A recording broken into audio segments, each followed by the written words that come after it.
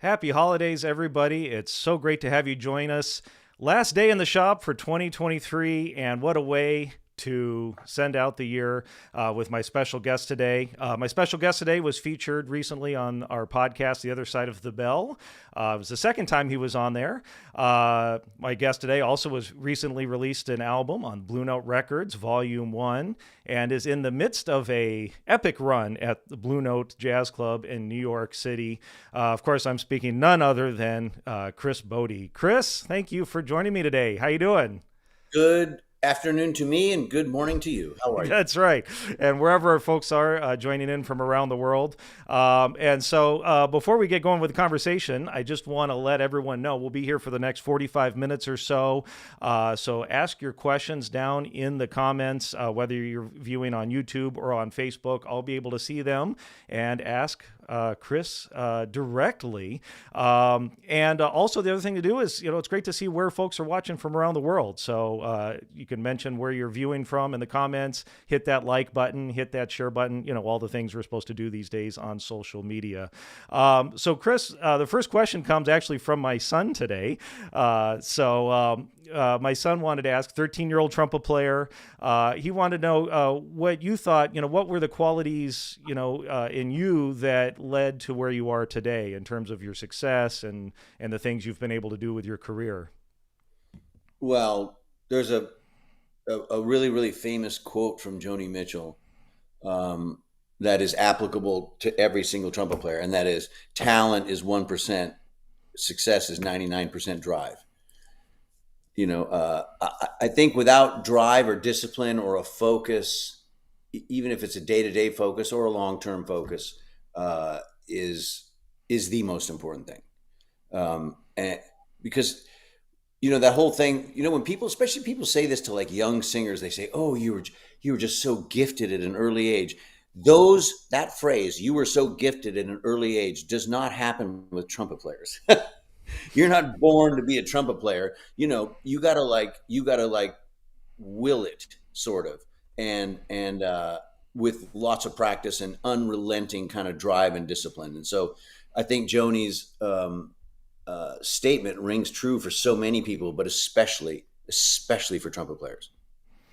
Absolutely. Great advice. And Elwood, if you're listening, there you go. And we got folks checking in already. Marty from Seattle, Robert checking in from St. George, Utah. Michael Hackett, good. Hey, Hackett. Yeah, he says, yes, great advice. And a fellow podcast guest, Nathan Samuelson, greetings from Canada. So absolutely wonderful. Great to see folks chiming in already. So Chris, last we chatted, you were out here in LA. You're now back in New York doing your run at the Blue Note. How's that going so far? You're about 10 days in, about 20 shows in? Yep, so far it's good. It's been great. Yeah, awesome. It's always nice to see everyone. It's kind of a grueling thing, but we love the Blue Note and happy to be part of that family. Awesome. And you do run straight through Christmas, straight through New Year's, no breaks, no days off or anything, right? Straight to San Francisco for a week and then straight to Seattle for a week. So it's basically December 1st to January 23rd. And I think in that period we'll do 85 shows. Something like that. That's crazy. Oh my gosh. And we have let's see, Matthias checking in from Germany. Jay Meacham says, "Hey Chris, Merry Christmas to all." I'm sorry, I can't pronounce the name. My son could read the name in Japanese. But we have someone checking in from Tokyo. We'll be there in March. You're March. doing. Yeah, the end of February, first week of March. Awesome. Doing the Blue Note there. I wish I could see you there. One of my favorite places. So we have Marta checking in. She said the latest album is called Volume 1. Does that mean Volume 2 is coming up next year? Yeah, I think we're going to start recording Volume 2 in August. So it'll probably be like, I don't know how long it takes stuff, summer of 25 or spring of 25, there'll be a new record out. Mm-hmm. But awesome. I mean, my process was, to start my maiden voyage on Blue Note Records. This is my first for Blue Note, and do Volume 1, 2, 3, in this kind of pared down jazz situation that I did Volume 1 on, and see, I don't know. I mean, but a lot is going to depend upon the next, year of touring and stuff, how busy we are and stuff. Mm-hmm. which yeah, it's just amazing how many how many dates you get in a year. Have you ever added how many miles you've traveled? No, I no, no, a lot. I mean, it's Oh, just one of my friends last night, was like, you should go on a vacation. I'm like, the last thing I want to see when I'm off the road is an airplane. So I just want to do nothing, man. which actually brings up a question.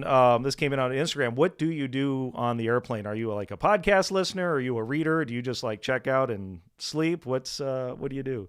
Try to sleep. If it's a long flight, right before I get on the flight, I might download a couple of podcasts or YouTube stuff, Hmm. that I want to check out, long stuff. Um, but I don't like get on the plane whip out the iPad and watch movies or anything. It's kind of more shut off. If we're going to Japan or to Europe or something like that, or Asia, obviously Japan, then I just kind of just sleep hardcore. Hmm. But most of the stuff we do is like shorter flights, a 2 hour flight and then a drive, or something, a 3 hour flight and then a drive. And I can just kind of veg out. It's all good. Awesome. Awesome. We've got a lot of folks checking in here. This is so much fun. We got Ladinkster checking in from New Orleans. Our good friend Jerry Hayes checking in. He's watching. Hey, right on. So two of my favorite people. I mean, I don't. We love to see a collaboration on one of the albums. I'm just saying. Man, Jerry Hay is a god, man. He's the best. Wow. That would be a Cool. lot of fun. You heard it here first. So we got Dr. Amadian checking in. He's going to see you in London later in May. So and Tango is going to see you in the Blue Note in Tokyo. So yeah, a lot of folks checking in. Um, yeah, let's see. Yeah, Kevin is asking, has there been a resurgence in your career? Sounds like you've been busier than ever. Have you ever not been busy? I in '08, I uh, have a really great relationship with my agent, and I think a lot of credit should go to her, Gail Holcomb, who's at William Morris, and we had a plan and a vision to like not stop working. And like, I think if you tend to your garden, you don't get as many weeds, and in defense of a lot of other artists, a lot of people, they get success and stuff like that, but they don't love the road. They want to stay home, and they should if they want to, with their family or their dog or their cat or the plant, whatever. I am addicted to the road and love it, and when I'm home, it's kind of it's a lower spot in my emotions than when I'm on the road. Hmm. So we gave that marching orders to Gail in 2007 when I started with her, and my nickname at William Morris for a long time was Artist 365. In other words, he wants to work any day of the week, everywhere, and 365 days a year, and we just kind of built upon that, and it sort of blossomed into this, never ending tour. But I'm very proud of it, and I'm very proud of the musicians that accompany the stage with me, and so these are very, very good problems. Exactly right. And we've talked a lot about trumpet and your preparation. I'm sure we'll get some of those questions coming up here.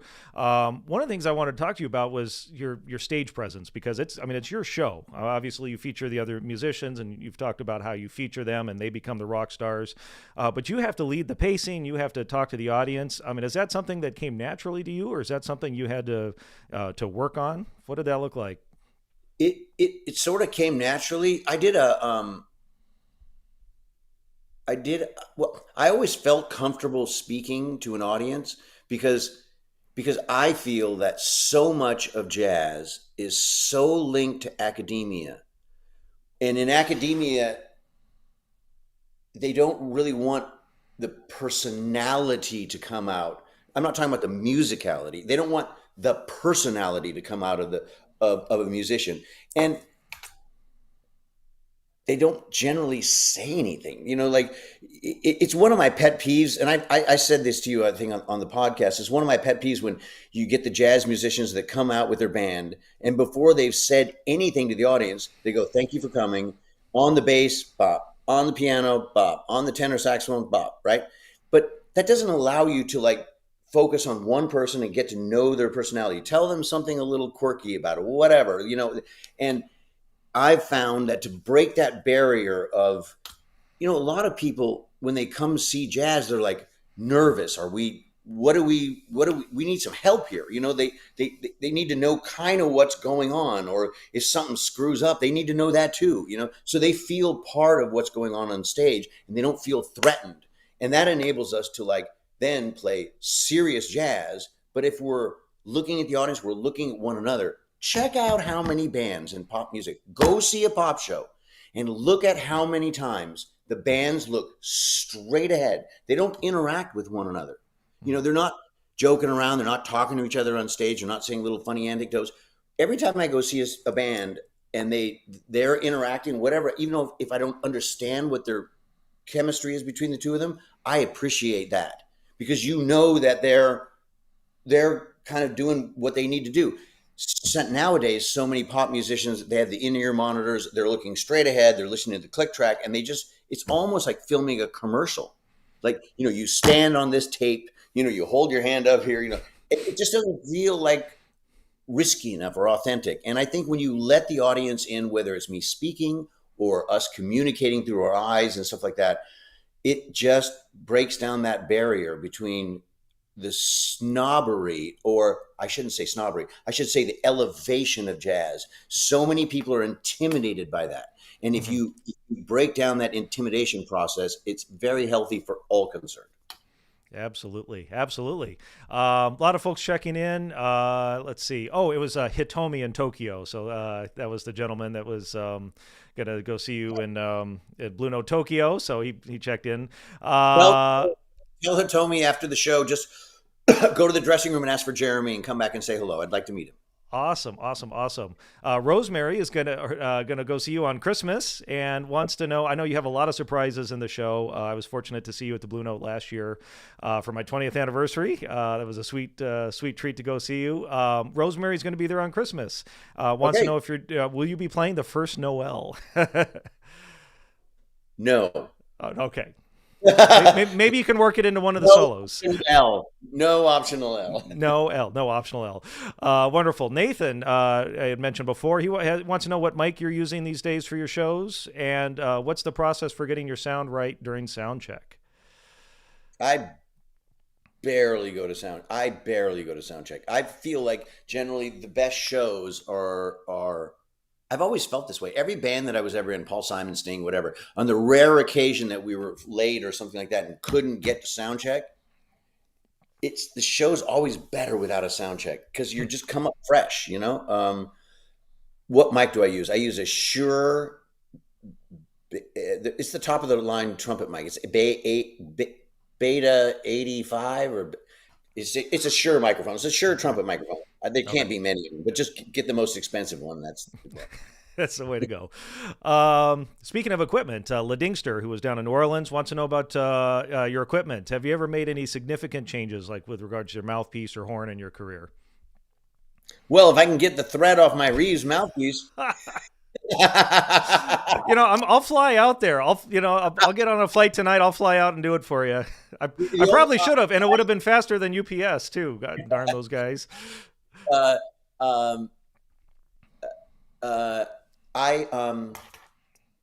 see. I have been playing the same trumpet for 20 years. It's from 1939. It's a Martin handcraft large bore. And then I play this very kind of messed up, really deep Bach 3C from 1920, Bach 3 from 1926. But while I got you on the phone, while I got you on the thing, John, can you send me like a nice rich cup and throat for those rims? I won't. Yeah. I'll just overnight that to me. Okay. Well, that way I don't have to go up to Josh Landris and we'll make you something. Hopefully Brett's watching this live stream and he can start working. Okay, thank you. Awesome. I might fly him out there. We'll see. Let's see if my wife lets me leave tonight. I might just hand deliver him. That'd be fun. You only live once, right? Give me a few options. Some throat, thick cup and throat, and it's worth screwing around. Yeah, we'll do it. And on a side note, so I'm the more you know, the more you don't know, and I for some reason never listened. Isn't that Truth. I never listened to the Paul Simon Central Park concert, and I was listening to that the other day, and holy cow, you sound incredible. The horn section, it's you and Michael Brecker, I believe, right on that. And what were you? But that was pre-handcraft days, though, right? And you I weren't was playing. using I was playing a Bach in that. just I was playing a straight up Bach. Bach. Yeah, I was a Bach guy, and for a long time, and then I went to Colicchio for a little bit, and then I went to a medium bore. When I toured with Sting, I played a medium bore handcraft. No, a medium bore committee, Mm-hmm. and in 2001, my friend Jim Hale brought me this one that I'm playing now. Were you using the deep mouthpiece too at the time? Oh, The three. Jim Hale handed me this horn at an autograph line, Mm-hmm. and he's from Georgia. He has a lovely kind of way about his accent. He goes, Chris, I think you might like this, and like I played one note on it. It was at the autograph line, and I played one note on it. I said, Jim, you're never getting this horn back. Call me tomorrow. We'll work out the details. He goes, okay, cool, yeah. Mm-hmm. But yeah, it's been it's not the most fun horn to play. It's hard kind of to get around. It's a little cumbersome, but the sound of it and the sound that it grips on a microphone, the way it like eats the microphone and has this haze around it as well, without just being a laser. Because you can make it laser, but it also has this finesse. It's this. Well, you said it the other day. It's got a vocal quality to it Mm-hmm. that I really really like. That's so yeah, 20 years on that horn. And I get thrown off, and I'm ignoring the comments here. They're getting mad at me. We have a couple Lees checking in. Lee from Virginia, and then Lee from San Antonio, who's also a Martin player. My good buddy Cameron Blackhurst. Let me read this to you. Cameron's a great friend of mine. Mr. Botti, in 2014, you played a few shows in Tokyo. I was stationed there with the U.S. Army Band. You invited me to see your sound check and then gave me a private lesson before the show. You asked for nothing in return. It was an incredible experience for me that I will never forget. So that's Thank from you Cameron. very nice of you. Very nice. Thank you. My buddy Sil from Sylvan Penalt. I'm sure I'm mispronouncing your name there, Sil. Sorry. He's from Minneapolis. He says, please come again to Orchestra Hall. Let's see. Ryan. We love playing that Dakota. Mm-hmm. You know that there's a few cities that we have been able to figure out a way to make the jazz clubs work for us, and I love it. Like, I'd rather play 3 nights in Minneapolis or 4 nights in Minneapolis than 1. Same goes for San Francisco. When we play SF Jazz, I'd rather play 6 nights at SF Jazz than 1 night with the symphony. And the Blue Note the same. Like we're playing 28 nights here. And so it's really really fun for me to have figured out a way to like carry this many people on the road, and everyone's comfy and nice, and to be able to play these jazz clubs because people get to sit really close and they get to they get in on the action. Yeah. I remember when my career was kind of really starting to go, right after I'd done Oprah and stuff like that, and Gail, my agent, was like, Chris, I think we can get you into Radio City. And I'm like, I don't want to do Radio City because I could do Radio City once maybe, but then the next year it might go, I don't want, this is not the thing I'm looking for. I'm looking for this, and if you play the jazz clubs and you keep that being a tradition of coming to the Blue Note and play, that's more fulfilling to me than to play 1 night at Radio City. Because once you play in a market, you can't play the next day in a club down the street. So I'd rather play 28 nights at the Blue Note than 1 night at Radio City Musical. So would my band.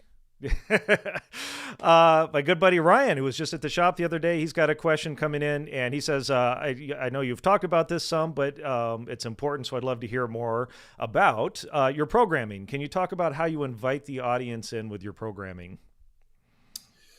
You mean like the songs we play? I believe so. Yeah, I think that's what he's talking about. Yeah. I think you invite the audience in a couple of different ways. Volume changes are real big. You have to show the audience that there are certain parts of the show that you play with an absolute whisper. And because sometimes people it's more prevalent in smooth jazz where just people come out and they just come out on triple forte R&B groove from jump, you know. Now, R&B and the trumpet is a tough thing because if you're trying to get up over a bass drum and an electric bass and you're trying to like play something like with any kind of content, that's hard. So I think that the show has to have volume changes, ebb and flow. And then also, you know, look at the audience, speak to the audience if you want, talk to someone in the front row, say what's up, you know, like the audience desperately wants to be in on it. That's what I said earlier. They want to be in on what's going on stage, and you can bring them to you by not bludgeoning them over the head, like, you know, with 98 choruses of giant steps, as you once told me. Yeah, we can get that at Smalls down the street afterwards at the jam session. There's a place for that, right? Yes. Yeah, we got Matthias Beckman was saying that the mic was that maybe the Beta 98 HC. Does that ring a bell? Okay, thank you, Matthias. Daniel Smith, great question that affects all of us musicians. Dan Smith and Dan Smith? Yeah, I don't know. It's probably Daniel J. Smith. I don't know if he's on Facebook. Well, we're all friends, right? So Dan is asking something that has affected us all. What do you do when the horn isn't quite doing what you want it to? Cry. I mean, when you do as many shows as it's probably 3 out of 10 shows, the trumpet takes no guff from the person playing it, as we all know. You know, it is a torture device, and you gotta fight through it somehow. And man, is it unpleasant when the horn's backing up on you. That's my worst thing, when it's backing up on you. It just feels like it's the worst. But you have to figure out. I always say, like, you know, when you're going to go on stage, you're going to play for someone, it's going to go down, and just picture a gun to your head and you have to perform. And as hard as it is, because I'm not good at this, is to try to look like you're having fun, even if you're just pissed. You know, on stage, you have to be, because if you're pissed, that feeds to the audience that message too. And I've been guilty of that, you know, yelling at a sound man or doing whatever. And because the trumpet is so delicate, even though it's a properly loud instrument, but in the grand scheme, in the pantheon of like sound waves, the trumpet doesn't like a lot of low end stuff around it, you know. And man, if you just take Miles Davis, I always use Miles as an example, and you listen to the way his sounds on Four and More or Kind of Blue or Sketches of Spain, then later, I get it, he got enamored with rock and all that stuff, and he had, like, you know, big kick drums and bongos playing behind him and electric guitar. Well, what happens? All of a sudden, his trumpet sound went from like this on Funny Valentine at the Four and More concert to this, right? And the same thing can be said for popular music. Lionel Richie sounded way better when there wasn't a drum machine underneath him. When it was just a little, you know, brick house, you know, the little drums, and it enables his voice to sound huge, right? It's just math. So when you fill up the low end and everything, then the trumpet gets small. And on stage, sometimes people are playing loud, and I can't compete with a drum, or I can't compete with an electric bass.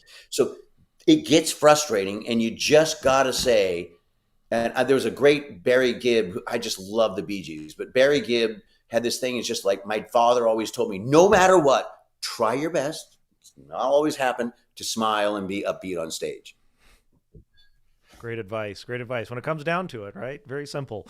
And sometimes, you know, you're full of, you know, because you're upset, but you just gotta, you gotta film the advertisement. You gotta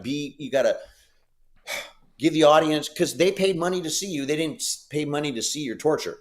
Yeah. Sounds like my recital, except they didn't pay money.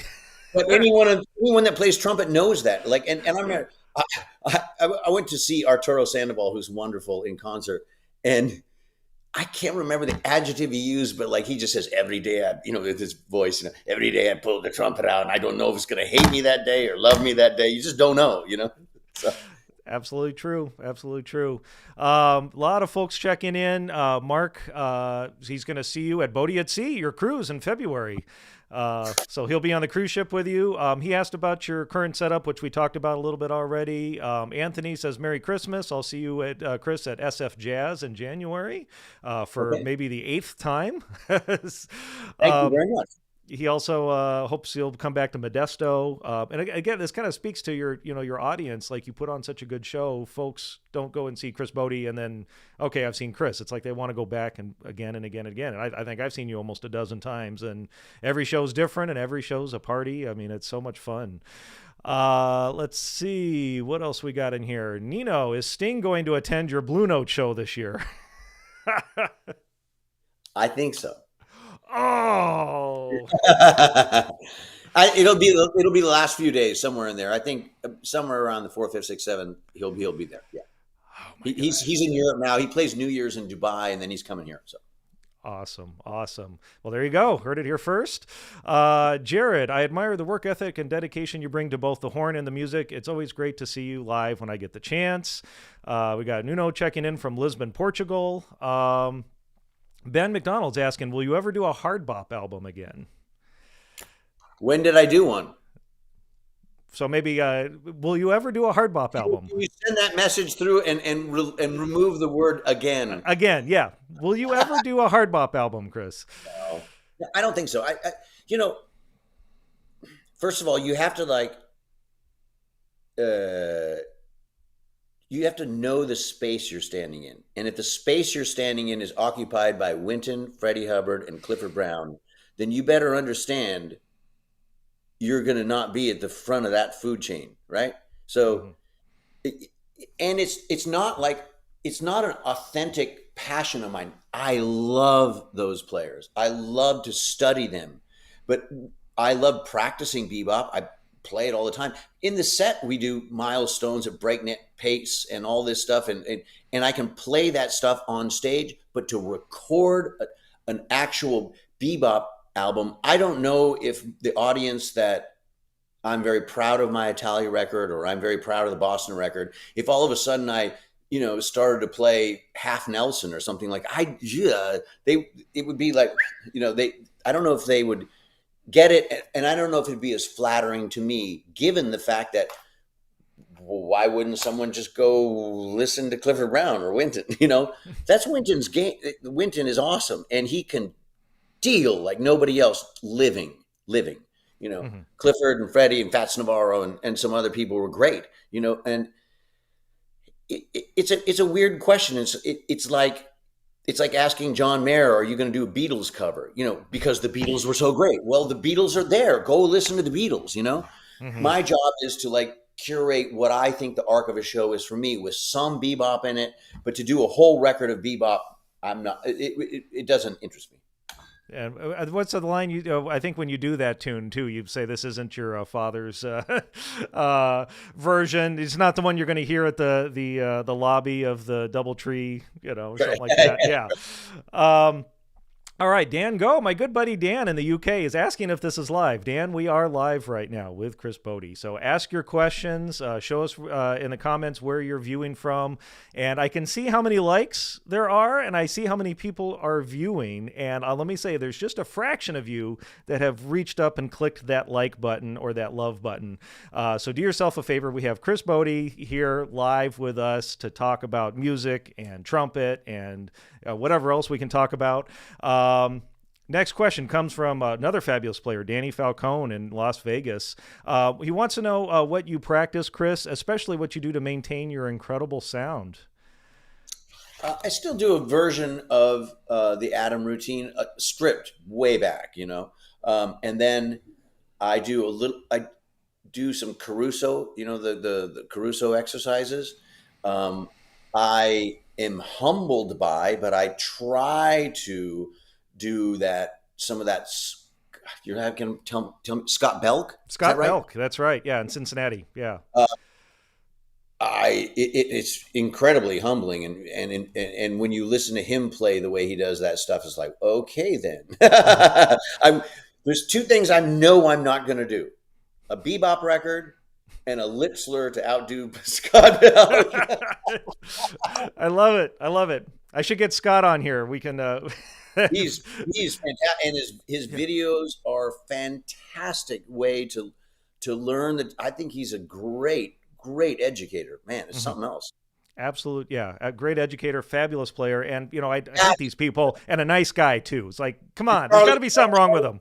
Charlie Porter the same. Charlie Yeah, Porter is a great educator and a badass trumpet player. Just yeah, something else. Yeah. yeah. Well, there you go, Danny. There's your answer. Let's see. Going down here in the questions, David wants to know: do you work out, Chris? How do you stay in Uh, shape? I just did my yoga teacher just left for an hour and a half of yoga, and then I have weights trainer at 4 o'clock. Yeah, I work out 2 a day if I'm not on in an airplane. But I have two trainers that's the whole thing. I just need to stay. If I had the day off and we played the Blue Note, the most important thing is stay away from the trumpet and take care of your body, and then practice maybe like an hour before you hit the stage, because there's two 1.5 hour shows and it's a lot of playing.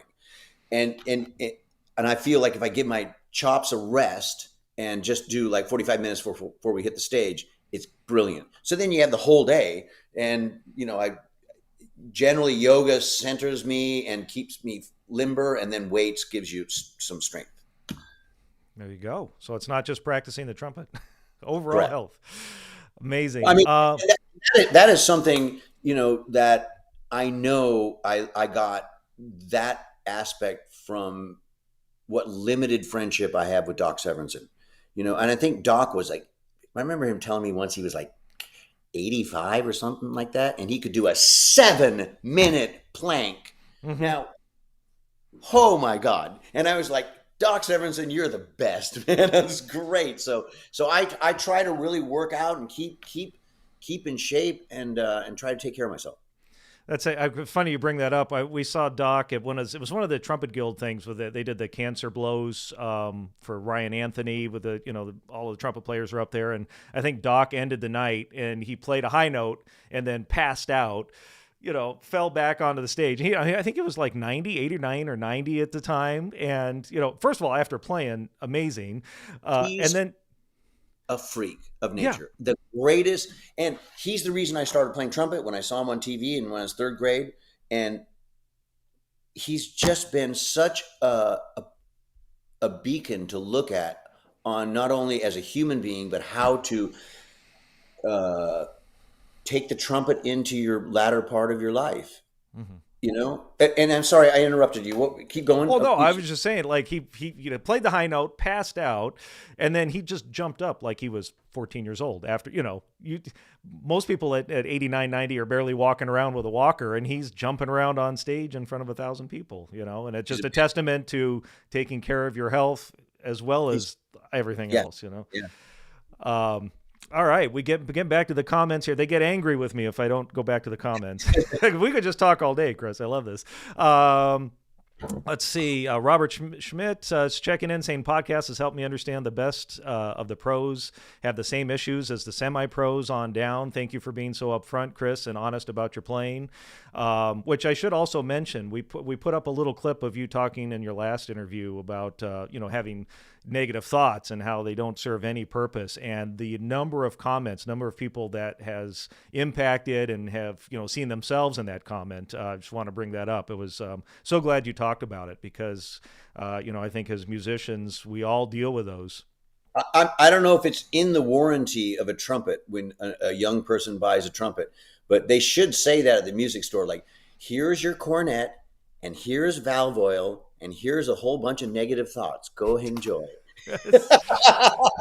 Right. because because it's built into the trumpet. It's the trumpet that's giving you this. It's a very difficult instrument. Now, I'm sure if you ask a young ballet dancer or something like that, it's similar torture device as well. But your brain plays tricks on you all the time, and and I think the isolation of practicing the trumpet and you just, man, it's something I struggle with, counseling or whatever, to like try to shut that off, and it's really hard, and I don't have the answer because I'm deep in it. It's every day, baby steps, I guess. Exercise, exercise is good. Exercise was Right? shut. Yeah, yeah, Yeah, mine tends to do better when the body's moving. yep. It's all connected. Oh, we got a fan checking in from Haiti. Says hello, Chris. Happy holidays. Matthias is hoping you'll come to Berlin again. I know you are going to Europe, right? We will be in Berlin in May. There we go.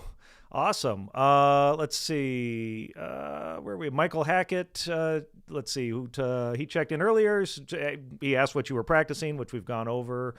Oh, one thing I wanted to mention that you mentioned in the last podcast was the exercise you got from Kenny Rampton, the playing the C over and over and over again. A lot of people, one, thought that was crazy, but also like noticed the benefit of that.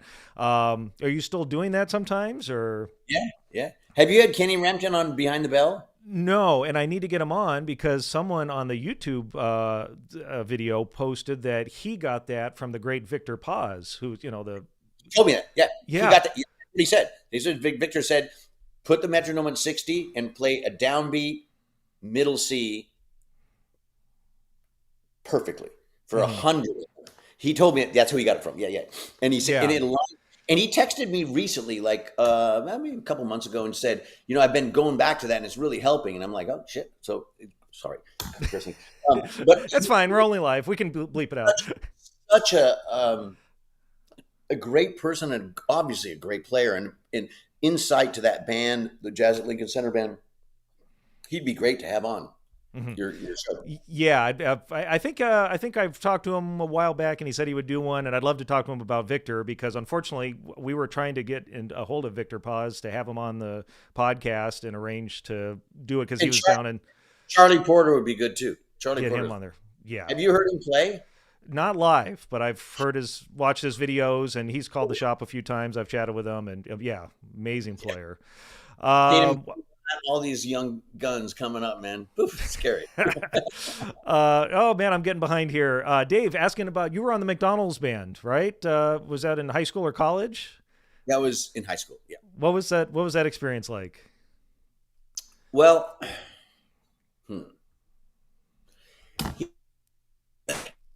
it was great, except for I absolutely detest marching band. And I, when I was in high school, I went 3 years to my high school, and then I convinced my principal to let me move to Portland so I could play in the jazz clubs at night. And I went to Mount Hood Community College, which had a great music school. And I took all my high school credits there, and I came back to my high school and graduated my high school class. However, I did that because I didn't want to go to marching band, because they made you, if you were in band, you had to do in marching band. I'm going like, wait a second. You're asking a trumpet player to march in Oregon in the winter, right? All at the end goal is to like rah for a football team? Get the heck out of here. Get out of here. Like, I just wanted nothing to do with it. So the McDonald's band had a marching element, which I just loathed. And then the big band itself, Don Braden, Eric Miashira was in the band. I mean, it was some great players, and we got to play with Maynard and all that stuff. That was cool. That was great. But the notion that I just don't like it when people dumb down, or they use trumpet players or musicians in general. That's why I hated playing weddings. Like you're using them as ancillary, kind of like, it just feels disingenuous. It feels like not enough respect for the regal quality of the trumpet. And the trumpet isn't there to make the middle linebacker at Eastman High School, whatever, better. No, those football players should be coming to your concert, not you playing for them. I love it. Let's see. Matthias from Germany was asking, going back to your question about what you were practicing. You mentioned the Caruso. Is that, do you do the six notes on that, or is it you do the six I do notes? sing on, yeah, yeah. Awesome. And then there's the tasting one, da da da da, bo do do do, dee, doo, doo, doo. That note tasting, I think it's called something like that. Yeah. Awesome. Let's see. Will, he's asking about the equipment again. Will, we talked about equipment earlier. The good news about this live stream is it'll be archived on Facebook and YouTube. So anything you missed, you can just rewind and watch the questions we've already talked about. Mariko was asking how your back was doing, right? You talked about that on the podcast. Wasn't it about a year or Like, so ago? it's 100% bet. It's all good. Everything's great. Awesome. I Awesome. mean, I was hurting there for June and July. Woo, not so good, but it's all fine now. It's good. Tango, yeah, we talked about song selection earlier, so you can rewind about that. Hitomi has a question. I think Hitomi asked this earlier, and I missed it, so sorry about that. How do you enjoy having your Japanese food or sushi? Do you have any favorites? Everything. I mean, If I gotta sort of limit my tuna intake. I think my blood work doctor said I had to limit my tuna, which is such a drag. But I think the whole world is so into sushi. It's just absolutely great. And Tokyo is when we go to the Blue Note in Tokyo, they inundate you with so much food, sushi, soba, blah blah blah blah blah blah blah. It's so much fun. But yeah, I'm a sushiaholic. If you're asking me what I really love in sushi, I love uni and ikura. ah, That's my jam. Uni and ikura. Yeah, there we go. One of these days, we'll have sushi together in Tokyo. yeah. All right, Jaron was asking about your collaboration with Till Bronner. But Till is such why did I mention him earlier? What a great player he is. Hmm. That was done. I wasn't in the studio with him. They sent me the track. So my interactions with him have been very limited because obviously distance. But when I did the Jakarta Jazz Festival a few years ago, he was also playing there. And so we got to hang out in the bar afterwards and chit chat a little bit. But mad respect for him, man. He's a great player. Hmm. Awesome. Oh, my good friend Kathleen Cook, wonderful player. She played in the military bands, and she asks if your breath support, Chris, isn't where you like it. What do you do to improve it to get it back on track? So, are there days when you're just not feeling it breath wise? Sure. I mean, sometimes you have to remind yourself, especially when you're on stage and for that long, that many days, you have to remind yourself to take a full breath and to support your air and so your chops don't cave in. So I think Bobby Shue has a lot of that what is he called, the wedge breath, or he has a Hmm. name for it. If you look at some Bobby Shue master classes, I think he's got a lot of stuff for breath support that's pretty amazingly spot on. Hmm. There we go. Marta's asking, well, she's going to see you in Warsaw next year. Ah, And she says her 5-year-old wants to play the trumpet. Do you think there's an easier instrument that could prepare her for that or scare her any off? any instrument is easier than the trumpet, except for French horn. Honestly, I think if someone's if you're a parent of a 5-year-old, don't start them on trumpet. Start them on piano.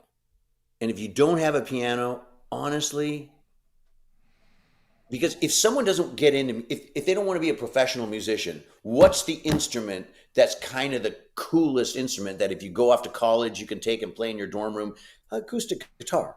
Like, have your daughter start an acoustic because she'll learn chords, she'll learn harmony, and her hands will fit around this, and she can get a little ukulele or something like that. And you can play a guitar and impress your friends, and it can be a beautiful musical companion without blowing 50 grand on a piano or whatever. You don't have the space or something like that, and you can play in an airport. I always get ticked off because my guitar player can just sit there and Leo can practice in the airport and screw around.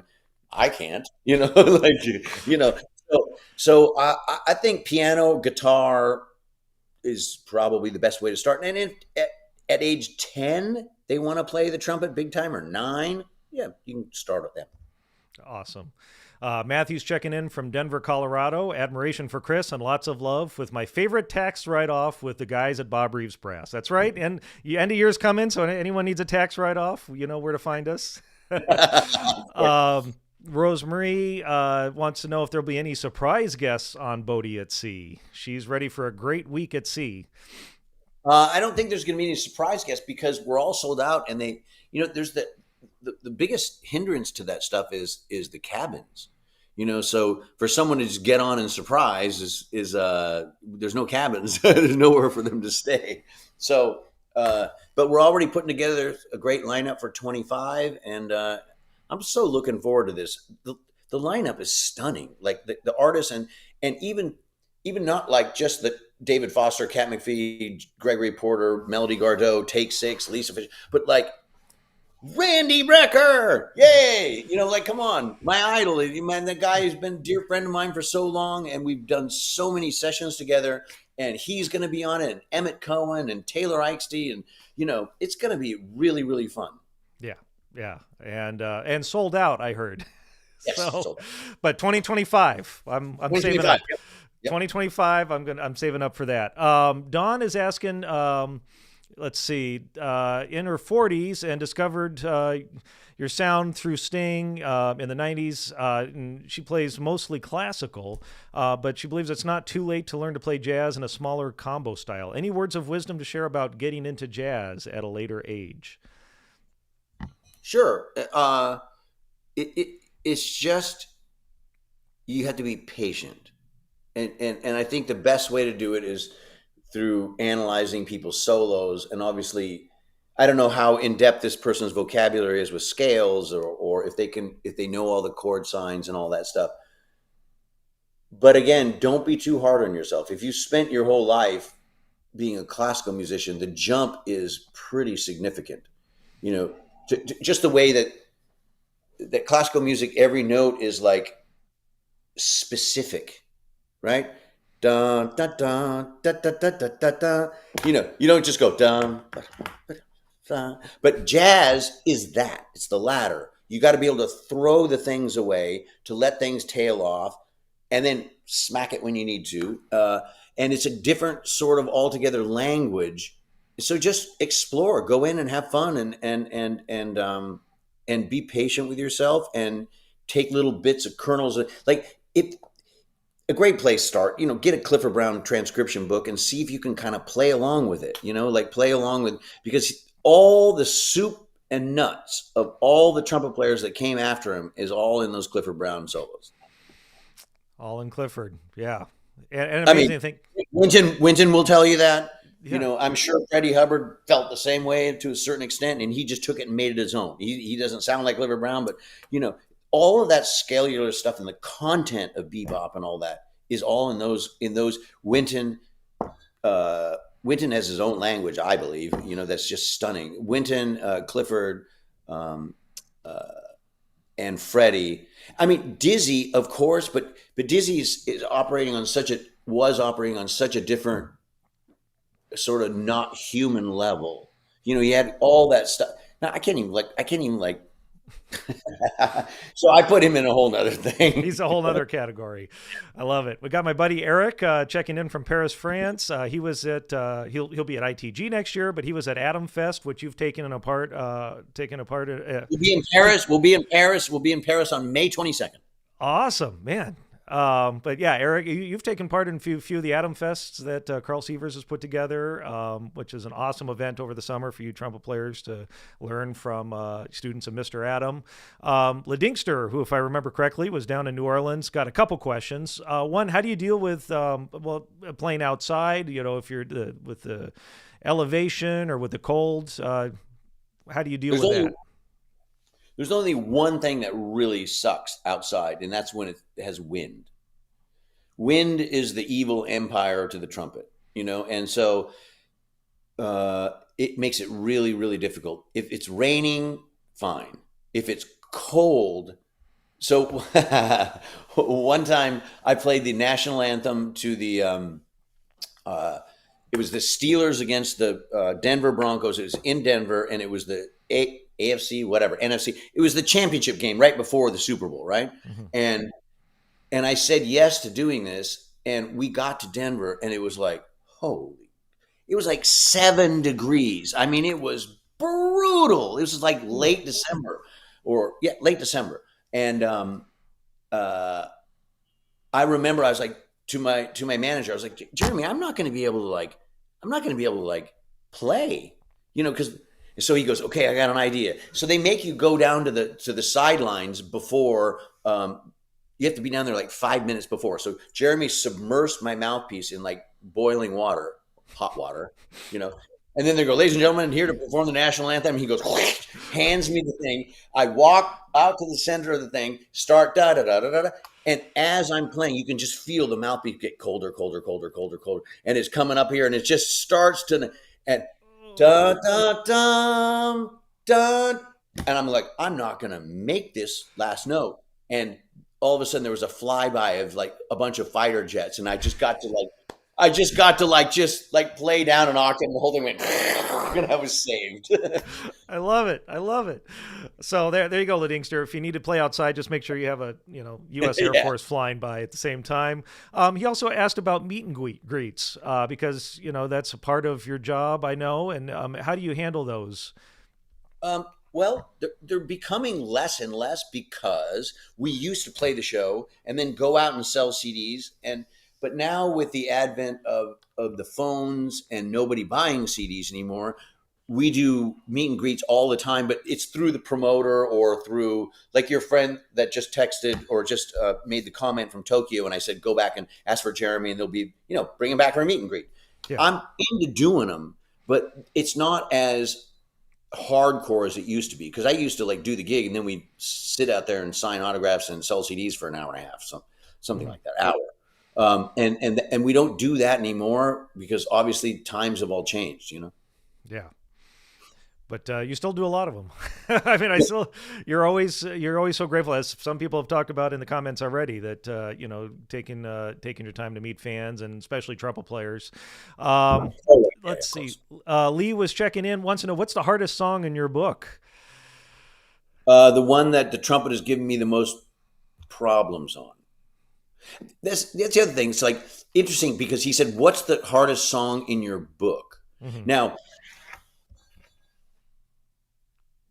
I can change stuff. I don't have to play all the time. Like if I had to, like, I told you this the other day in the podcast, like if I had to like play in a big band and the book is there and you have to like hit those notes all the time, it exposes your weaknesses. But if you're the band leader and you realize, well, I'm playing super high and loud in this thing, and the next song is really delicate, and I always chip the first note. Okay, well then put a song in. You can kind of move around to make sure that the book, so to speak, is placed to show your strengths, not your weaknesses. Mm-hmm. So you do have that luxury. So, but that being said, are there any tunes in your book that maybe you don't look forward to playing? But I guess if you don't look forward to playing them, you wouldn't have in your book, right? It's every song is like every song every night is different, because of the way that I'm gelling. The whole game is the way that I'm gelling with the trumpet. If I'm on good terms with the trumpet and it feels, and the sound's good and everything feels like intimate, or I can just launch out and I feel like I have a lot of power, then I like all the songs. Mm-hmm. But if those other things aren't working, then whatever you're playing at that moment, the whole thing is the relationship with the horn and the relationship with the band. It's not the song. It's not the music per se, because if you're in good sorts with the core values of the trumpet, like tonguing, the legato, what's the word? The bel. If you can play bel canto style, like lift and play slurs and get up high without pushing, then every song is a breeze. But those are the main things: how you're feeling, how the relationship is with the trumpet, and then if those are good, then everything's great. Awesome.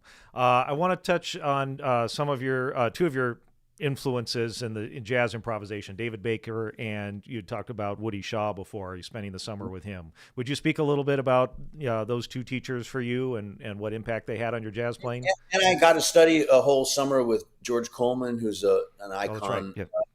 icon saxophonist, obviously with Miles for so many years.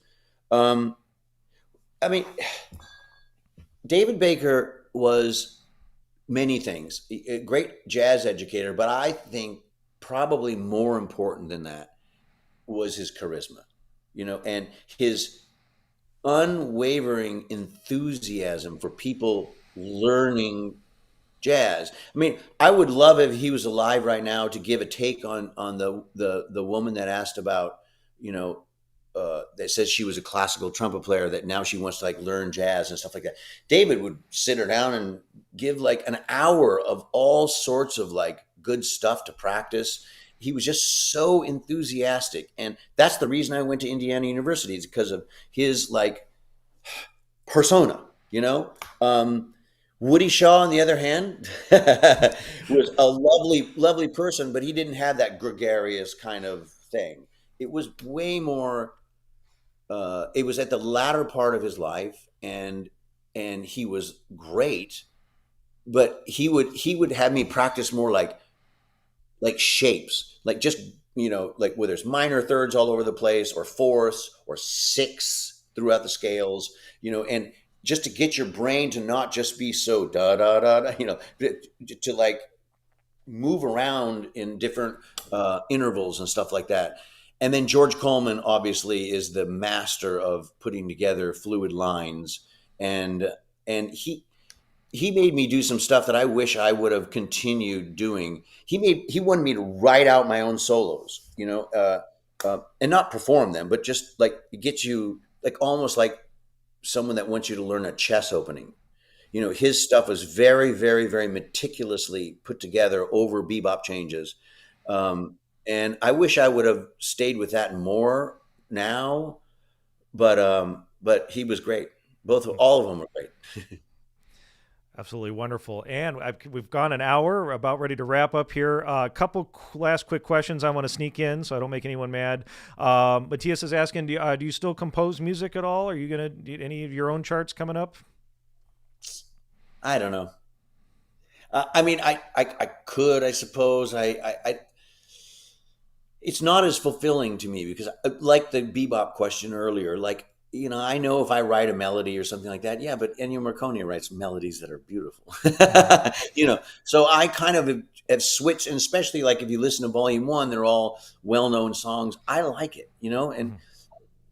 I look at someone like Keith Jarrett, who can compose great, but he spent a lot of the back part of his career just playing standards, because people are coming to hear Keith Jarrett's touch and his playing, and they're not like as whimsical about.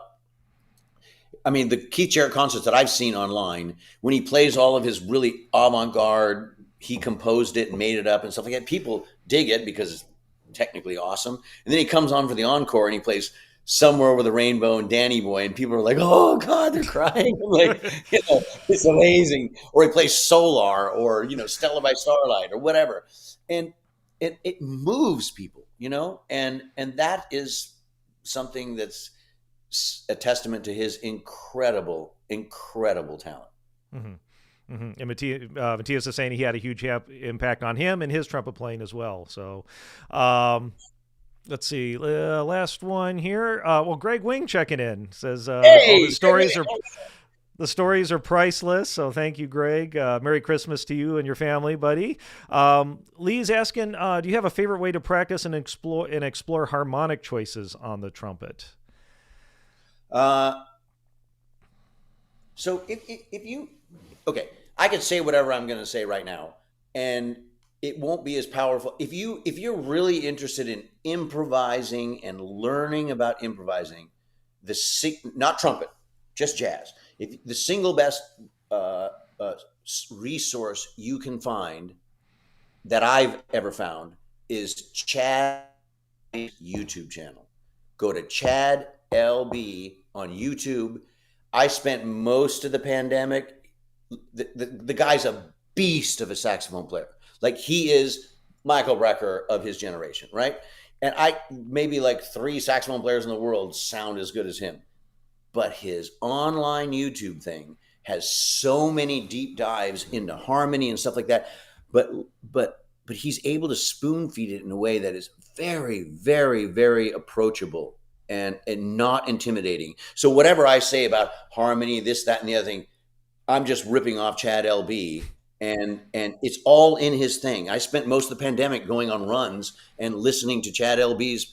It's super, super informative, and he is, what Jamie Abersol did in the 70s to like bring jazz to everyone. I think that the Chad LB podcast has that. Not podcast, his YouTube channel. YouTube channel. And of course, our internet like crapped out the second you said that. So it was Chad LB. Is it like his initials or? Yeah, Leftowitz Brown, but it's just Chad space LB. L space B. Yeah, there we go. So yeah, maybe someone can. But you'll find he's a saxophonist, and he plays saxophone. You probably heard him. He's the tall guy that plays saxophone in my band.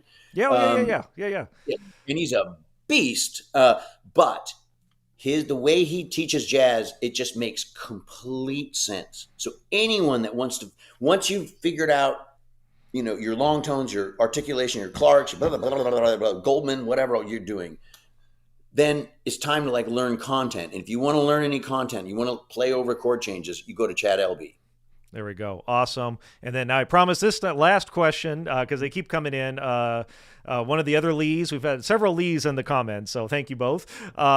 Lee asks, being a lyrical player, Chris, who are your singer influences? Sinatra.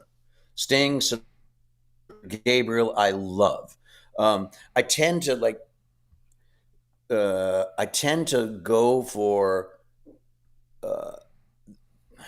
anyone that's able to deliver heartbreak. I dig like Joni Mitchell's Standards record is so good. Eddie Lang's great. I mean, there's so many great singers. And I got to work with Tony Bennett a bunch. He's fantastic. But Sinatra is the Sting because he's my friend and I have so much admiration for him and he's the greatest guy I've ever worked with. But I think in the pantheon of the world, like Sinatra. I mean, Sinatra is it. He embodies everything. And, he was good to his band. He was such an icon.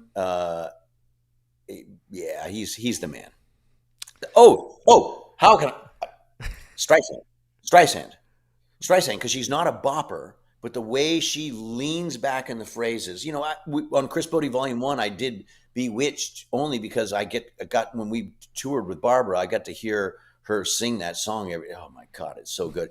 But her voice is like the trumpet playing bel canto style. Like it is like magic the way she soars up to those things. And she's not, Ella Fitzgerald or Sarah Vaughan where she's just going to scat sing at all. But she improvises in her way that's so her. Well, there you go. Sinatra, Barbara Streisand, little Tony Bennett, little Sting in there, Joni Mitchell, a lot of great advice. Sting's pretty great. Sting, yep. Yeah. Last few check-ins. We have Hiroko checking in from Providence, Rhode Island. Oh, my good buddy Tom from Croatia. He's going to see you in. Hey, we'll be there today. Yeah. So yeah, Tom. I told Tom to go up and say hi to you. Wonderful, wonderful trumpet player and human being as well.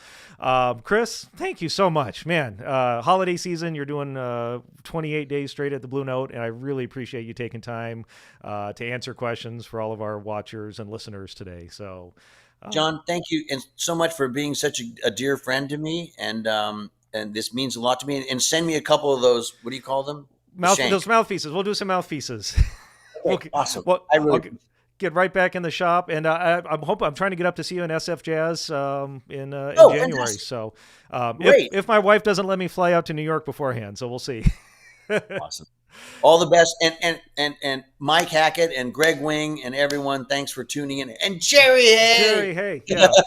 we should do an Adam panel on here. Get all you guys, and I wouldn't even. I'd just be a fly on the wall. I just let you guys. I'll hit the start button and let you guys just chat. That'd be fun. And I think Jerry is responsible for at least every kid that I went to college with. Responsible for us wanting to be musicians.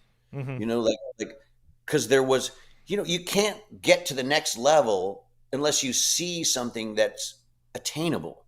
And so you could see Jerry Hay. There is a human being out there playing in these cool records, and it can be done. Nobody did it like Jerry, but it gives you hope when you're sitting in the practice room, because otherwise those negative thoughts are coming. Exactly. Well, Chris, it's been a pleasure. Thank you so much. See you later, John. Thank you, man. Bye-bye. Bye. And thank you all for watching. Oh man, what fun this was. Thank you for joining in. Thank you for all of the great questions. A few quick announcements. First of all, this is the last time you're going to be seeing this room like this. The blue is going to be gone. We're doing some renovations over the holidays, and I'm so excited. After all the years of doing podcasts and videos, I'm going to have my own dedicated video podcast room.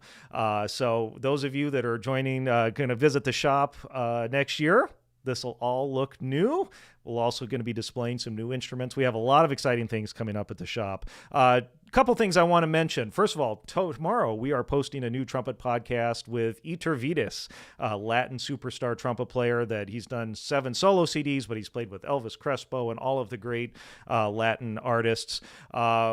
Megumi Kanda, principal trombone player of the Milwaukee Symphony for several years. Her podcast is up on the Trombone Corner. Some excellent advice that she shared. And then we have Adam Wolf on the Trombone Corner podcast posting in a week. Famous sackbut player, played with His Majesty's sackbuts and played at the coronation this last year. Another fabulous interview on the Trombone Corner. So a lot of stuff to get you through the holidays, a lot of trumpet and trombone content. And that's it. This is our last day at the shop for the year. We're going to be closing down this afternoon, and we will see you all in 2024. Happy holidays, happy new year. Be safe, be happy, be merry, and maybe practice a little bit. Bye for now.